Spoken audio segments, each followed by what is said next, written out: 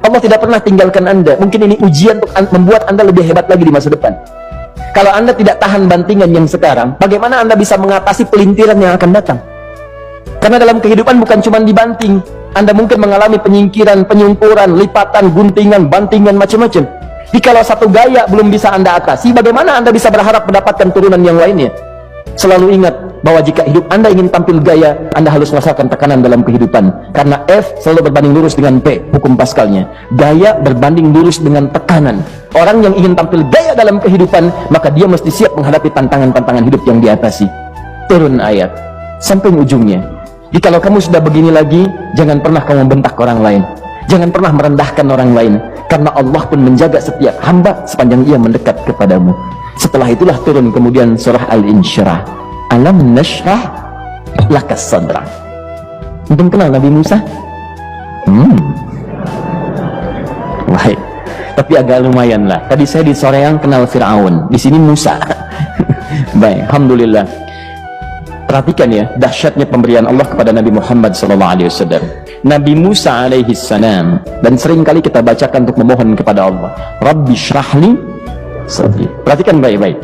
Ini keunggulan Nabi Muhammad SAW dibanding Nabi Musa alaihi salam. Dua-duanya Nabi, Rasul, tapi masing-masing punya keistimewaan. Musa, Nabi, berdakwah, memohon kepada Allah kelapangan hati. Rabbi syrahli sadri. Ya Allah, tolong lapangkan hatiku nih. Kenapa mesti lapang? Karena pasti Musa merasakan nih, saya tahu betul karakter Fir'aun, belum apa-apa sudah memaki. Kalau orang yang hatinya tidak lapang, tidak akan tahan dengan makian, keluarlah kemudian balasan yang tidak digambarkan sebelumnya. Fir'aun tuh kasar. Kasarnya bukan sekedar kasar, bahkan saking kasarnya bisa berujung pada eksekusi kematian.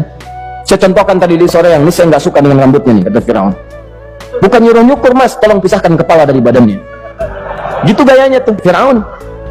Ya, bukan nggak ngenakin, susah dengan Fir'aun itu.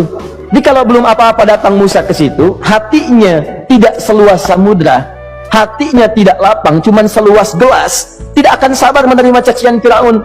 Begitu datang dicaci, dasar anak gak tahu diri, gak tahu malu, sudah saya rawat begini. Ya Allah, saya bosan dengarnya, matiin aja sekarang. Musa Nabi berdoa dikabulkan. Cuman kalau Fir'aun kemudian ajalnya misal wafat pada saat itu, tidak akan jadi contoh kepada kita untuk kekinian. Bagaimana orang yang bebal untuk bertobat kepada Allah Subhanahu wa ta'ala, bagaimana penyimpangan dalam kedudukan, bagaimana dia kemudian akrab dengan pengusaha yang gelap. Di pengusaha gelap berpartner dengan penguasa zalim, sudah ada dari dulu.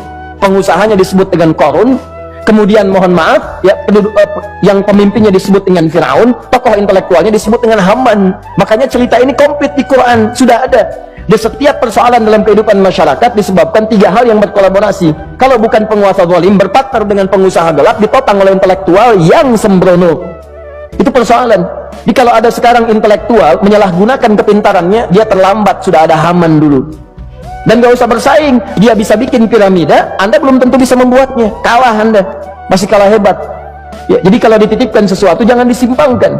Yang ingin saya sampaikan, Musa mengatakan Rabbi syrahli sadri. Nabi berangkat berdoa dikabulkan oleh Allah. Nabi Muhammad belum minta, turun ayat Alam nashrah laka sadra. Yang ini minta Rabbi syrahli sadri. Nabi Muhammad Alam nashrah laka sadra. Muhammad, mulai dari peristiwa sehingga engkau akan lebih sabar lagi menerima tantangan-tantangan dakwah. Mulai sejak itu jangankan dimaki, dilempar batu di Taif. Dari Mekah pergi ke Taif dengan Zaid, kemudian sampai di Taif mendapatkan sesuatu yang tidak dibayangkan sebelumnya. Kalau cuma dihentikan saat mengajar, wajar. Ini dilempari batu. Anda bayangkan? Bisa kebayang nggak? Lempari batu tuh. Dilempar. Zaid jadi tameng, berdarah-darah, kemudian mundur, beristirahat di bawah tepian pohon. Begitu beristirahat, datang malaikat penjaga dua gunung. Turun malaikat dengan kesal mengatakan, Ya Rasulullah, mud yadaika ilas sana. Ya Rasulullah, angkat tanganmu ke langit, minta kepada Allah, aku angkat dua bukit di Taif, aku himpit keduanya mereka. Aku himpit penduduk Taif dengan dua bukit itu. Apa jawab Nabi? Karena sudah mendapatkan kelapangan, ketenangan, belajar dari peristiwa-peristiwa tadi, indah jawabannya. Lah, katanya, tolong jangan lakukan. Innahum qaumun la ya'lamun. Mereka belum paham saja. Mereka belum mengerti. Tolong jangan lakukan. Aku bermohon kepada Allah. Boleh jadi nanti di masa depan akan ada hamba-hamba terbaik yang lahir dari bumi Taif ini.